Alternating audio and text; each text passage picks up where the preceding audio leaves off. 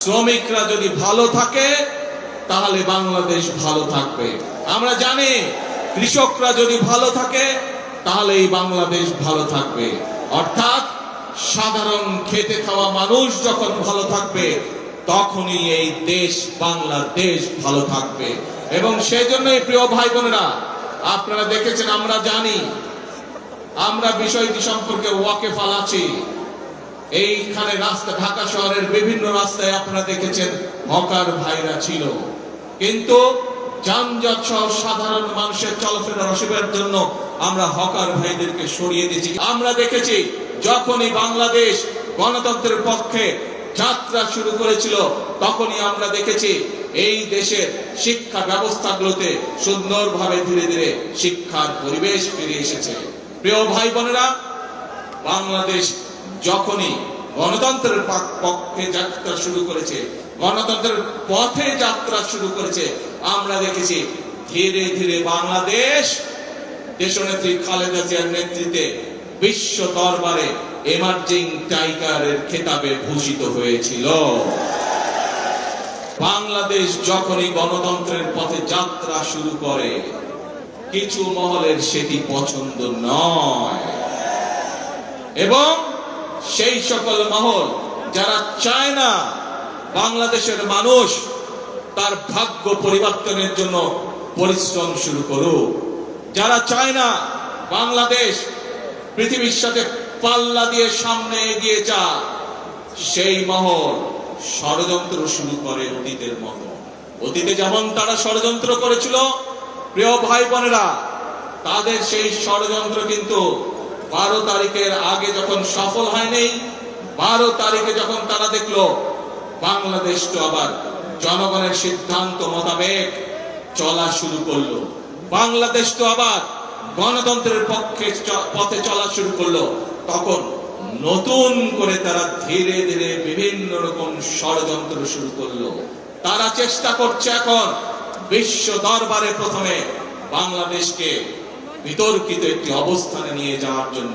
তারা চেষ্টা করছে বিশ্ব দরবারে বাংলাদেশ যাতে বন্ধুহীন হয়ে পড়ে, কিন্তু বিশ্ব দরবার দেখছে বর্তমান সরকারের পেছনে বাংলাদেশের মানুষের, জনগণের সমর্থন রয়েছে। বিশ্ব দরবার দেখছে বর্তমানে বাংলাদেশের যে সরকার, এই সরকার জনগণ দ্বারা গঠিত সরকার। বিশ্ব দরবার দেখছে বর্তমান যে বাংলাদেশ পরিচালিত হচ্ছে যেই সরকার দ্বারা, যেই সংসদ দ্বারা, এই সংসদ, এই সরকার জনগণের দ্বারা গঠিত সংসদ, জনগণের দ্বারা গঠিত সরকার।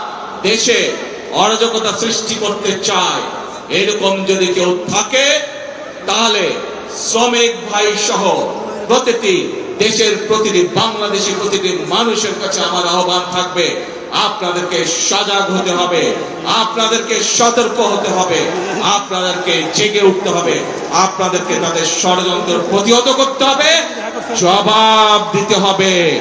যেভাবে আমরা স্বৈরাচারকে 17 বছর ধরে জবাব দিয়েছিলাম, আপনার খাতায় নাম লিখিয়ে আমিও দেশ গড়ার কাজে নিয়োজিত করতে চাই নিজেকে।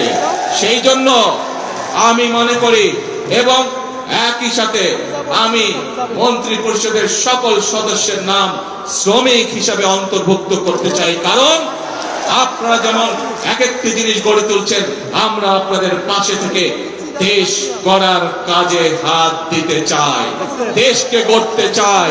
আমরা আজকে প্রত্যেকে এখানে প্রতিজ্ঞা গ্রহণ করি, আমরা আজকে এখানে প্রত্যেকে শপথ গ্রহণ করি যে যেই বাংলাদেশের প্রত্যাশা প্রত্যেকটি নারী পুরুষ প্রত্যেকটি মানুষের মনে রয়েছে, সেই প্রত্যাশিত বাংলাদেশ গড়ে তোলার জন্য আসুন আমরা প্রত্যেকে এক একজন শ্রমিক হিসাবে, দেশ গড়ার শ্রমিক হিসাবে আমরা নিজেদেরকে প্রস্তুত করব।